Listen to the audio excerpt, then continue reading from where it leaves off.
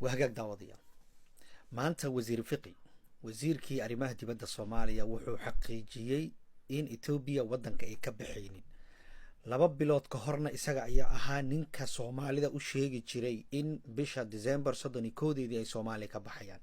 laakiin maanta wuxuu xaqiijiyay in sanadkan 2025 oo dhan Ethiopia ay wadanka sii joogi doonaan bal arag oo ila daabo muuqaalkan isagoo leh mugdigii iyo khilaafkii Ethiopia naga dhaxeeyay oo arinka ku saabsanayd waa la xaliyay xal baa laga gaaray shaatigeeni ayaa kuleetiga ayaa nagula dhigay kadibna waa maaragtay dulqaadkii Soomaaliyeed ayaa muujinay waan ka qaadnay farahan ka qaadnay heshiis ayaan ka gaarnay isagoo dhahaya bal ila daawo kalsoonida Soomaaliya lagu qabo runtii waxay ku soo aaday iyadoo aan xalinay oo dulqaadka Soomaaliya lagu xaliyaan dhihi karnaa arrintii nagala dhaxaysay Ethiopia dulqaadka Soomaaliya lagu xaliyay waxaa lagu xaliyay maaragtay xigmadda Soomaalida waayo dadka shaatigooda lagu qabsaday oo halka kalarka lagu dhagay cunaha la qabtay annaga ahayn Soomaali baa ahayn dadka dhulkoodii lagu qabsaday badoodii lagu qabsaday annaga ahayn xigmad baa looga gudbay taasi waxay ka marqaati kacaysaa majority-ga nin baa wuxuu yiri ama dad badan baa waxay nagu eedeeyaan Soomaaliya go'aan waxay gaartay inaan la fariisan Ethiopia waxa loo fariistay waa aqliga Soomaalida budka iska wadan jiray way waradaan la fariisan miyaa hadda guusha la keen lahaa diblomaasiyadda in yawmiya ku jirta diblomaasiyadda in kuma jirto siyaasiga rabadiya diblomaasiyadda in inuu meesha la yimaadana waa ogaanaynaa meesha Soomaaliya geeyo in kuma jirto وعاوية وحجة أذاب قرله قرتي آلة هيدينا الشيء وين ضغني ما كوين بجرت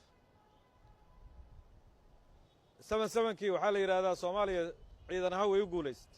لكن دبلوماسيان محمد علي سمطر باقري جنرال كوين عيد ما الصومالي بو قفار حقري كوقرنتا يا أدميرال كوقري ولكن جيمي كارتر كي دمري درادنا مدحويني مريكا isaguna buug soo sheegay marka kaliya oo aan Ruushia anagu isku mowqif noqonay waa markii Soomaaliya waxa siyaasad iyo diblomaasiyad yari way ayay ahayd adoo guuleysay inaad xigmad ku daray weyd maxamed cali samatar baaqiray Jimmy Carter baaqiray oo ninka odaga ah barigaas joogaan u maleynaya asay rabtukiis in general diblomaasiyad baa lagu xaliyay xanaka lagu xaliyay حكمت بالو حلي أرنتاس إنا اسكفوا جنة مانتي وحوين بهيد صوماليا ويكن فيستي سنة كان عصوبنا هرمر إيه هوليه أمني والسعودي إيه ديمقراطيات بالآدية فايل كاسين الصوحيران وي بهيد وحنا لو الصوحيرين صوماليا وحي ربتيورا ميس كلا سارو لو قلاضي إلا ما الصوحيرين تنازل إيه إنا نكوس برنسبلسكي أنكو دوديني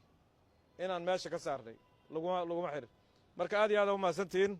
dawaaka wasiirka arimaha dibadda saa u hadlayo buugaas waa la soo xiray 2025 ciidanka Ethiopia ayaa wadanka sii joogi doona isla 2025 Ethiopia waxa loo saxiixi doona badii Soomaaliyeed shaaciye hor runtii idin ku sheegay waxaan idin dhihi jiray Soomaaliya Ethiopia kama baxayso sababtuna waxay tahay dawladda ayaga ogol in Ethiopiaanka wadanka ay joogaan ayaga raali ka ah waliba Soomaaliya waxa ku jiro madax iyo siyaasiyiin raali ka ah in Ethiopia ay joogto wadanka